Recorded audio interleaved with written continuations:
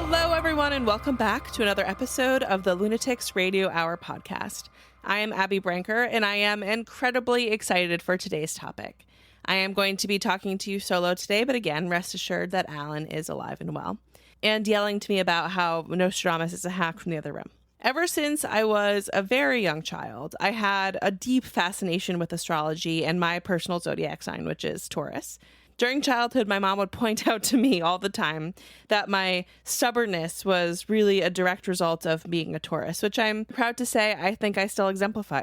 But from horoscopes and birth charts to Mercury and retrograde, today we're going to talk about some of the history of astrology, dating back thousands of years. In some ways, astrology has shifted and evolved over the centuries, and in others, it's still oddly similar to its origin. And I am not an astrologer, nor a historian, so as always, this information was validated by research, but if we missed anything or left anything big out, you know where to find us. Today's sources are a Time magazine article by Olivia B. Waxman, Where Do Zodiac Signs Come From?, an academic paper from Richard Fitzpatrick as part of the physics department of the University of Texas, Austin, Ptolemy's Almagest, Fact and Fiction, a National Geographic article by Kathleen Caruso, What Are the Ancient Origins of Your Zodiac Sign?, and 14 Famous Predictions by Nostradamus by Robert Johnson.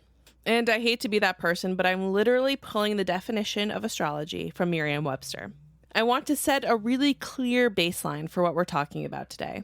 So according to the dictionary, astrology is the divination of the supposed influence of the stars and planets on human affairs and terrestrial events by their positions and aspects. And the zodiac is defined as an imaginary band in the heavens centered on the ecliptic that encompasses the apparent paths of all of the planets and is divided into 12 constellations or signs, each taken for astrological purposes to extend 30 degrees of longitude.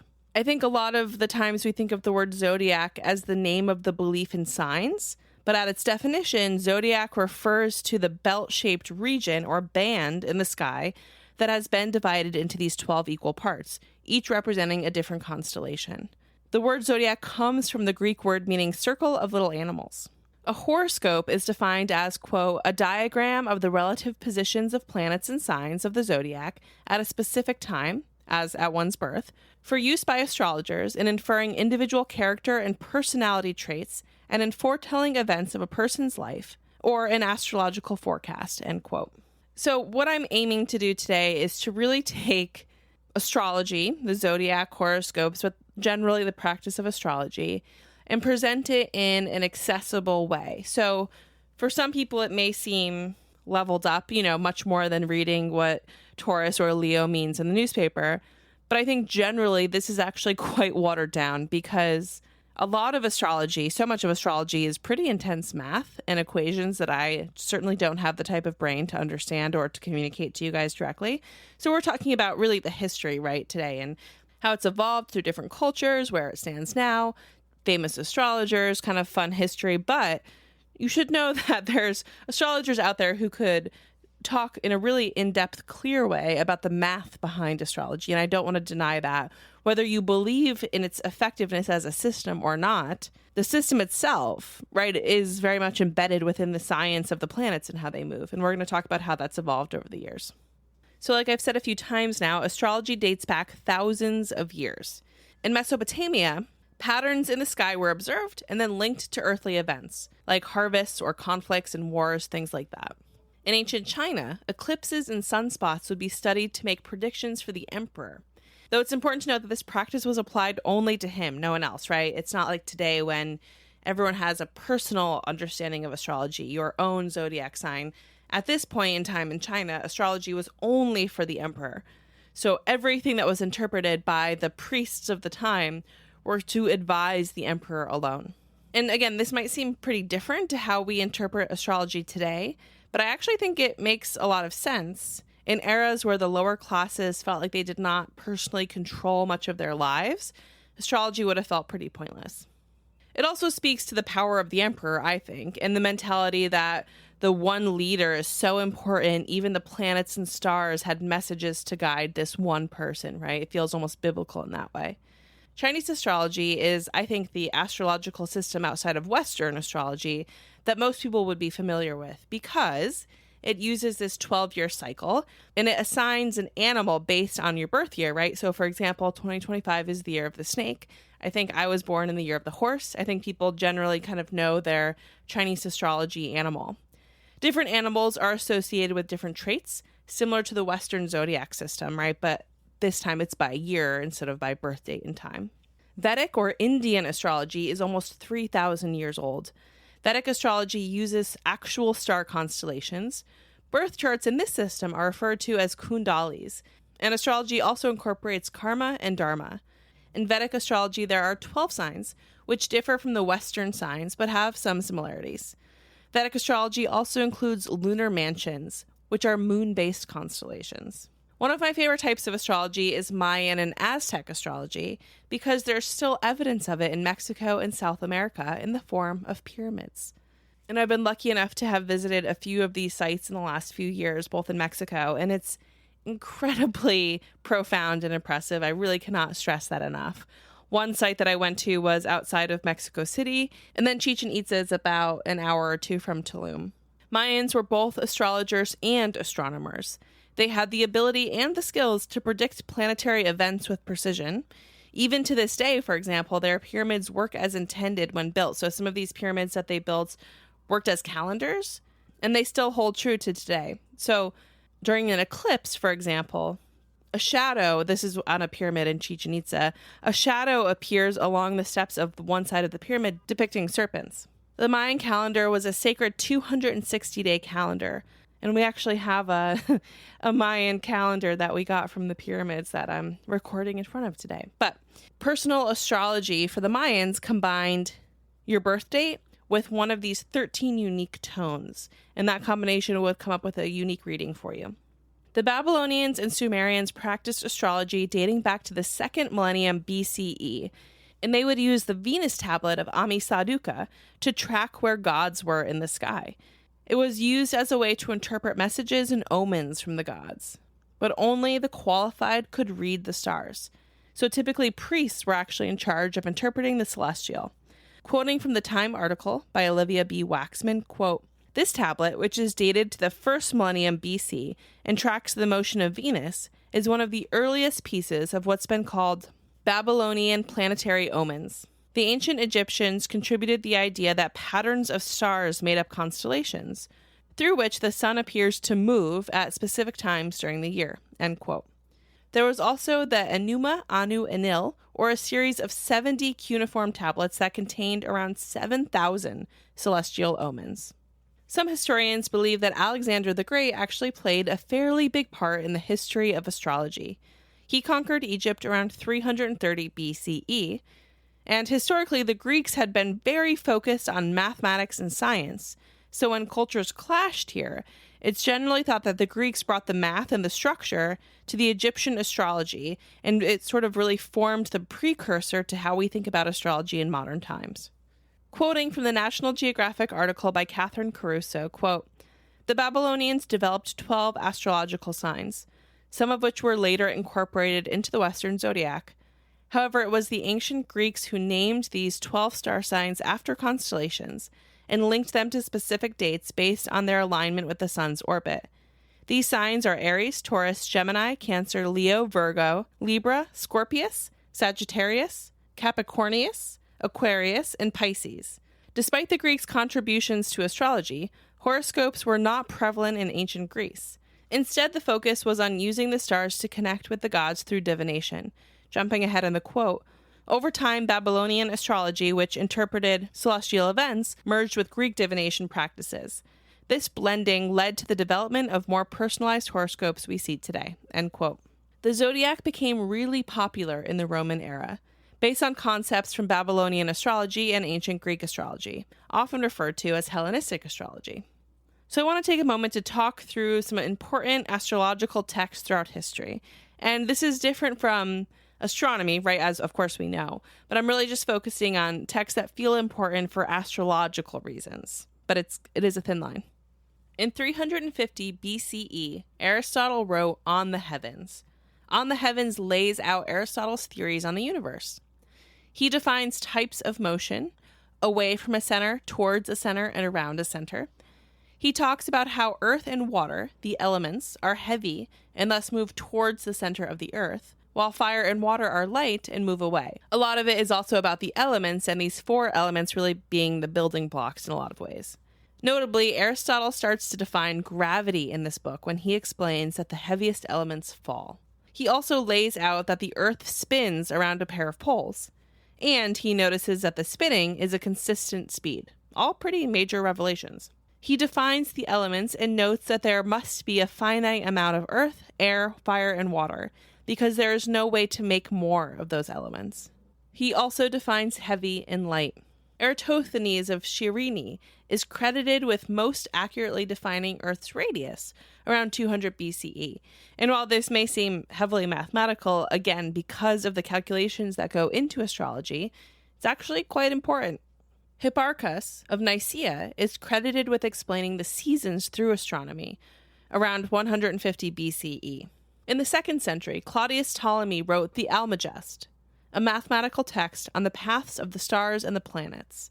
It's thought to be one of the most important astrological texts from history. For one thing, it solidified the belief that Earth was the center of the universe, and that the moon and the sun orbited around the Earth.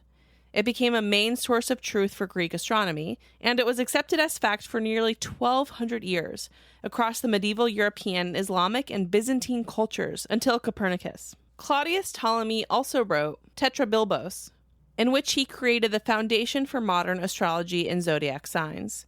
This is where many trace the origin of personal horoscope reading to, but generally, people were reading personal horoscopes for a very, very long time before this. I do want to take a moment to talk about Claudius Ptolemy because he is so important to understanding the history of astrology. So Ptolemy was born around 100 AD. We don't know exactly when or where. And because he had a Latin name, it's generally assumed that he was a Roman citizen, but his last name was Greek. Beyond his work on astrological theory, he also spent his time studying music theory, math, and geology. He died in the 160s or 70s in Alexandria, Egypt, as part of the Roman Empire. Between the 8th and 13th centuries, Muslim scholars translated the Roman and Greek texts to Arabic. Islamic astrology had a heavy focus on math. Many astrologers were also astronomers. Astrology wasn't just used for personal predictions, but also for medicine and politics. In the Middle Ages, astrology became incredibly widespread in its practice, especially across Western Europe. So it kind of has gone through these different phases and dips and flows in popularity, right? But okay, so Middle Ages, it's becoming a widespread practice again. Really talking about Western Europe here. So quoting again from the National Geographic article, quote, "During the Middle Ages, astrology was widespread and significantly influenced everyday decisions. It was practiced not only by doctors, astronomers, and other scientific professionals, but it also played a crucial role in the development of alchemy, a proto-scientific precursor to chemistry." So just pausing here to say how important astrology has been to sciences, right? It really broke away at some point and became coined as a pseudoscience. And I'm not saying that's wrong at all, but it's really fascinating that all of these things kind of came up together, right? Back to the quote. In 14th century Europe, astrologers were commonly found at royal courts, where they regularly provided personal horoscopes to monarchs. This practice was so prevalent that Charles V of France even commissioned the translation of astrological texts. However, astrology's reputation shifted during the 15th century witch trials in England, where it became associated with sorcery and paganism. As a result, some monarchs began to distance themselves from individual horoscopes, end quote. When we really talk about anything on the podcast and we trace back the history of a thing, we end up talking about a lot of these same cultures, of course, because they've been so influential throughout history. The Egyptians, the Babylonians, Mesopotamia, of course, ancient Greek and Rome. But it's so fascinating to see how different things pull away and how different things are condemned, right? And so, interestingly, astrology is pulled out as something bad during the witch trials in Europe, but astronomy or other things aren't. And obviously there's a difference between those things, right? Because one is divination and another is pure science. But you start to see this pull during this time period in the 14th century and the separation, whereas previously all of these things kind of came up together, right? Now there's kind of a separation. And part of that is certainly that some of these things are based on science and there's this scientific revolution going on. But of course, there's also political and religious reasons, right? Something that is purely not Christian goes through a different phase and era of being, condemned as something pagan, right? Like the quote calls out. But by the Renaissance, there's a resurgence of astrology. This time period really solidified astrology as a personal and, most importantly, accessible practice. So where kind of before the Renaissance, astrology needed to be done with an astrologer or a scientist in a lot of ways, right, to really understand.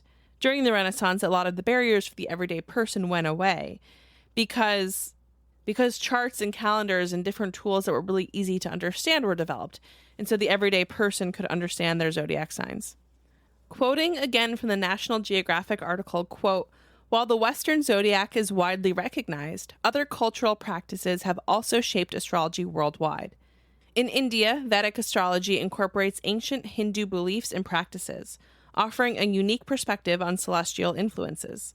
Chinese astrology, rooted in Taoist philosophy, assigns animal signs based on birth years, influencing cultural practices and societal beliefs." Nostradamus was born in December of 1503. He was a French astrologer, seer, and physician, and of course he famously published his Book of Prophecies in 1555.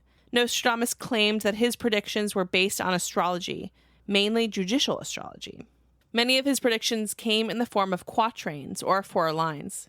For example, and these are a little more poetic maybe than you expected, quote, "The young lion will overcome the older one.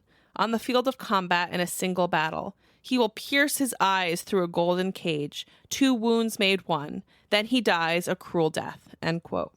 Many believe this ended up being a prediction of the death of Henry II, because in 1559, King Henry II of France faced off against Comte de Montgomery on a field of combat, and both had lions on their shields. The king was hit with 2 wounds, and one through his eye, just as the poem predicted. He then survived for 10 days before he passed. Certainly a cruel death. Another example, this one is about the fire of London. Quote, "The blood of the just will be demanded of London, burnt by fire in the year 66. The ancient lady will fall from her high place, and many of the same sect will be killed," end quote. In the year 1666, a small fire started in a bakery in London and burned on for 3 days, completely decimating the city. And finally, World War II and Hitler. Quote, "From the depths of the west of Europe, a young child will be born of poor people. He who by his tongue will seduce a great troop, and fame will increase towards the realm of the east," end quote. And also pairing that with the second one, quote, "Beasts ferocious with hunger will cross the rivers. The greater part of the battlefield will be against Heister. In a cage of iron will the great one be drawn, when the child of Germany observes nothing," end quote. And the atomic bomb, quote, "Near the gates and within 2 cities, there will be scourges the like of which was never seen. Famine within plague, people put out by steel, crying to the great immortal God for relief," end quote.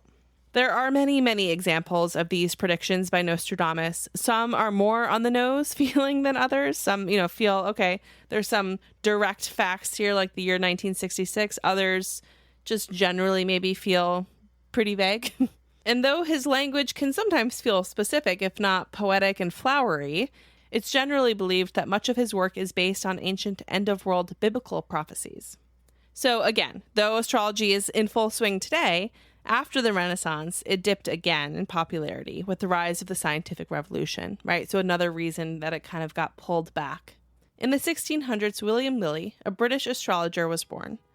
But beyond just being an astrologer, Lilly had a really interesting life that I want to briefly discuss. He was born as the son of a farmer in the countryside, and he traveled to London to be a servant. But 7 years after starting his employment, he ended up marrying his former master's widow, which is an insane move, and allowed him to 1, become rich, and 2, study astrology. He went on to publish many texts on astrology, including one called Christian Astrology, which is considered a seminal work of Western astrology. By 1659, he was selling about 30,000 copies a year of his annual almanac. Cheerio was an Irish astrologer born in 1866. Cheerio is a stage name taken from Cheeriomancy or palmistry. And I love a historic astrologer, tarot reader, or general fortune teller that served the rich and famous, and Cheerio was just that. So he actually learned palmistry, astrology, and numerology in India.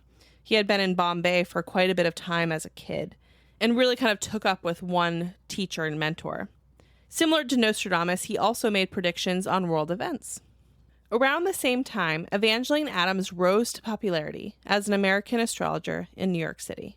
So she ran a popular service where she would read people's birth and natal charts, but she gained even more popularity after she was able to successfully defend the validity of her business in court.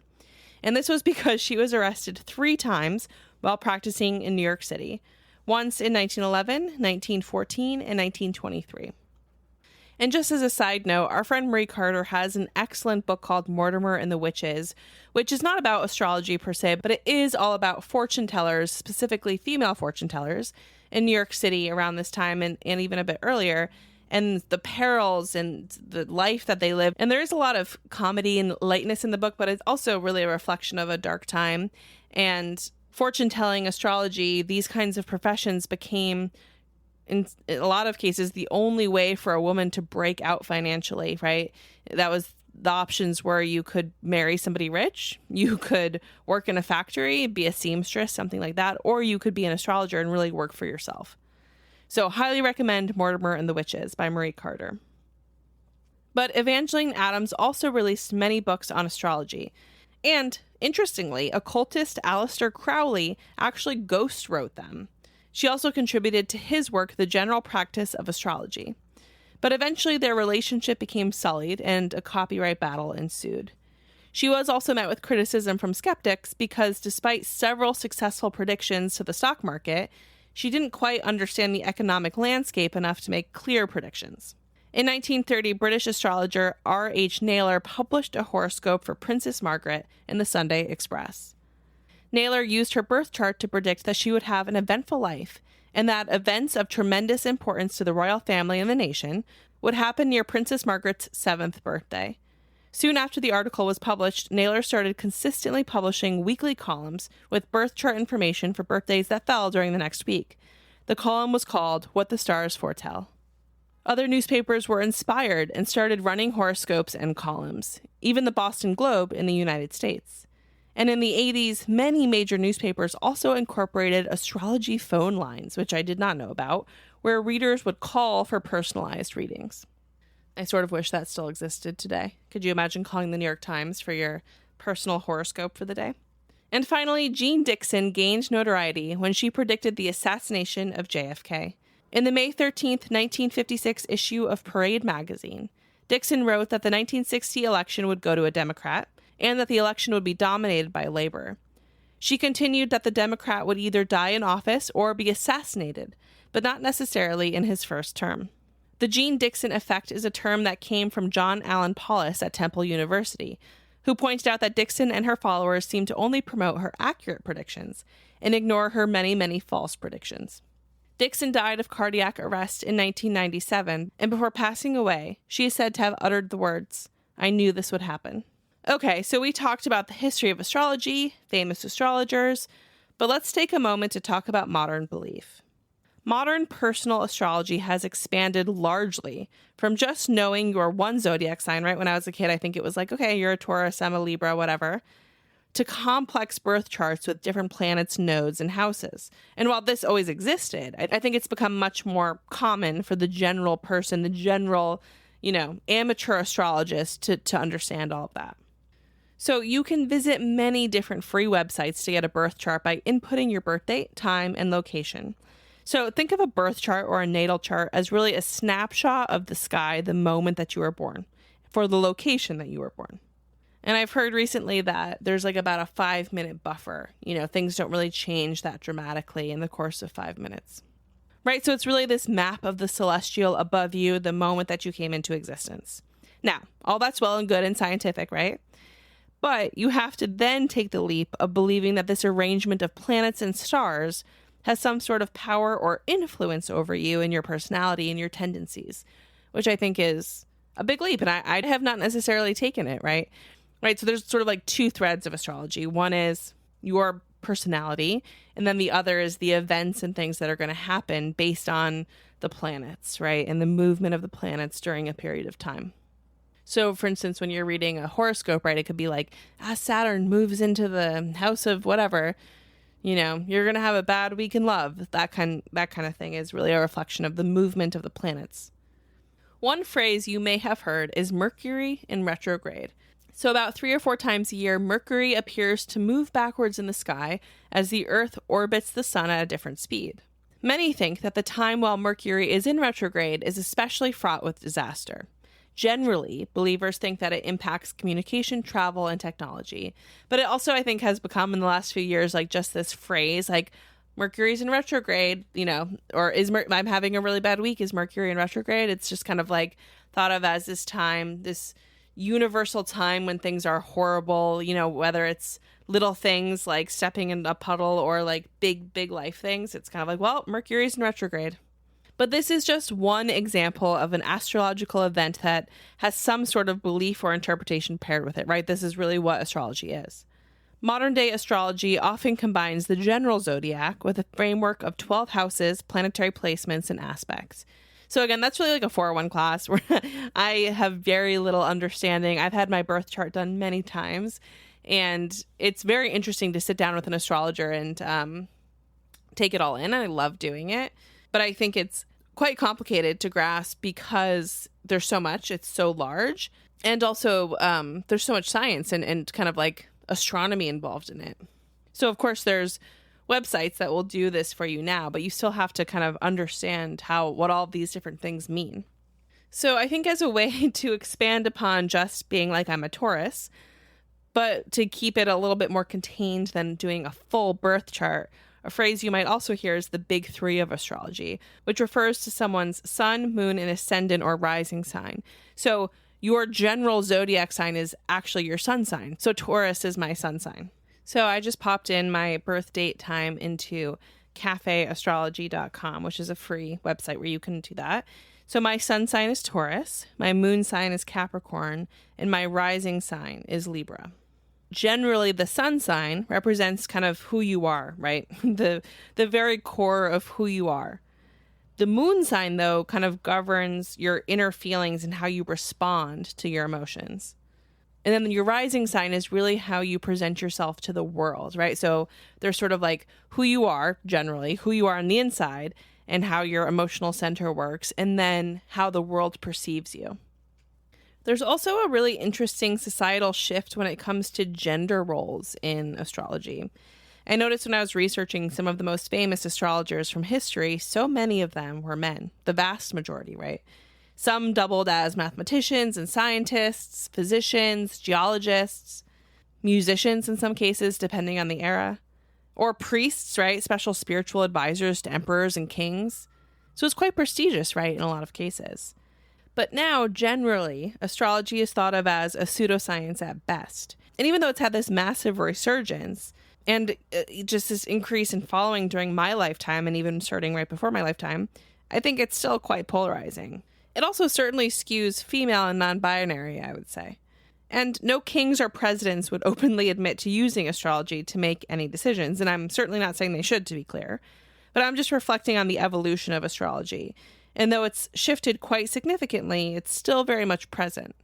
I really think of it now as something that comes up, not that I'm on dating apps, of course, but my friends who are, right, where people will have in their profiles, roll my eyes if you ask me my birth date or, for my birth date and location to get my birth chart read to understand our compatibility. It has this kind of like, a lot of people have this chip on the shoulder, I think, about astrology. You're kind of like either in it or you're not.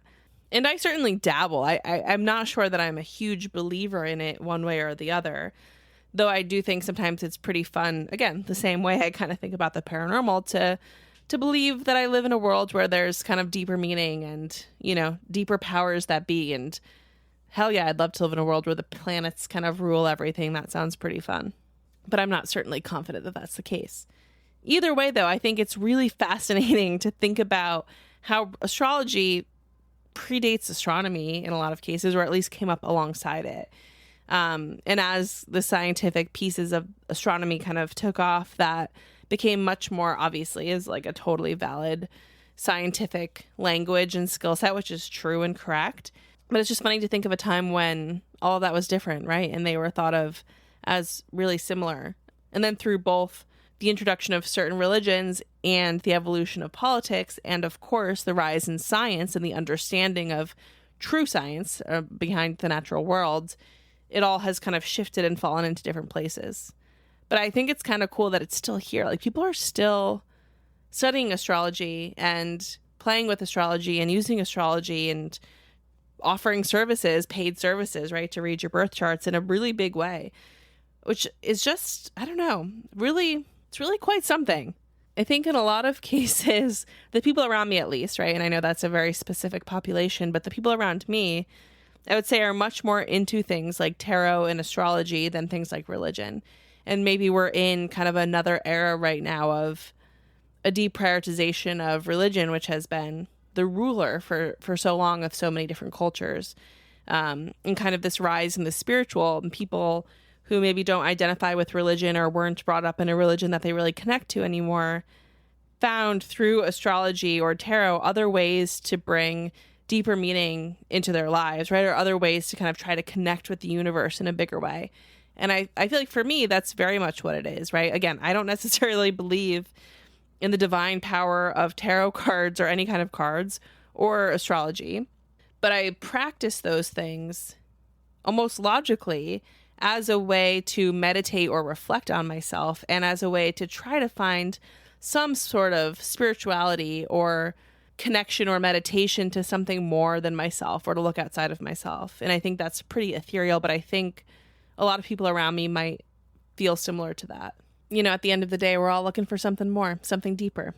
Anyway, that is my deep dive, or pretty shallow dive, I would say, but deep dive into the history of astrology, hopefully in an accessible, high-level way, because again, there's so much here. You could have episodes and episodes on each of these cultures, right, and their interpretations of astrology and the stars and how that impact their day-to-day lives, and the Mayans and the Aztecs and the ancient Chinese people. Like, it's just so much to get into.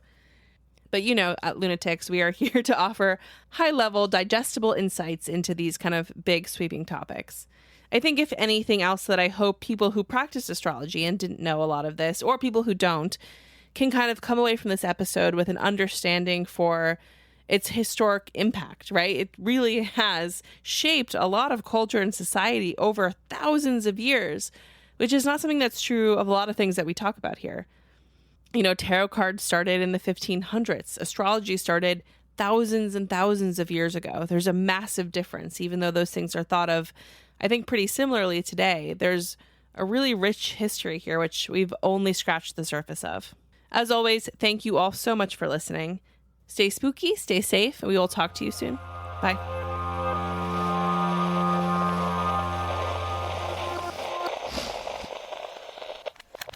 Looking for even more creepy content? Consider joining our Patreon for way more content just like this, including bonus episodes and very special deep dives. You can also join us on Discord if you want to stay involved in the conversation, and find our video content on YouTube, TikTok, or Twitter, Facebook, Instagram, anywhere you like to get your social updates. And of course, head to lunaticsproject.com, where you'll find our very, very spooky merch and links to everything you need to know. Are you upset by our egregious fabrication of facts? Tell us about it on Discord.